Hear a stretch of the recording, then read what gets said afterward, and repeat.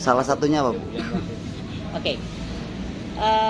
Kejaksaan Negeri Brebes pada tanggal 21 Juli tahun 2022 telah mulai melakukan penyidikan kasus dengan tindak pidana korupsi pada pekerjaan bangunan museum di Desa Galuh Timur, Kecamatan Tonjong, Kabupaten Brebes pada tahun anggaran 2021 pada Dinas Kebudayaan dan Pariwisata Brebes berdasarkan surat perintah nomor 02/M-3/30 FD 107/2022 pada tanggal 2022.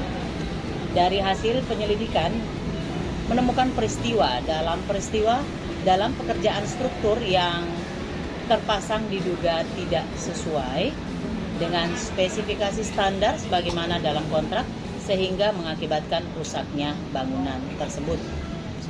Saat ini belum ada penetapan tersangka, masih dalam penyidikan.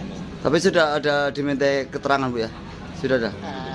Silakan. Jadi sebagaimana tadi surat perintah penyidikan tertanggal 21 Juli 2022, jadi baru kemarin dan direncanakan minggu depan itu sudah mulai melakukan pemanggilan untuk pemeriksaan saksi-saksi dan nanti juga terkait dengan ahli juga. Jadi dimulai minggu depan kita maraton, tim penyidik sudah mulai melakukan pemeriksaan saksi-saksi. Siap. Cukup.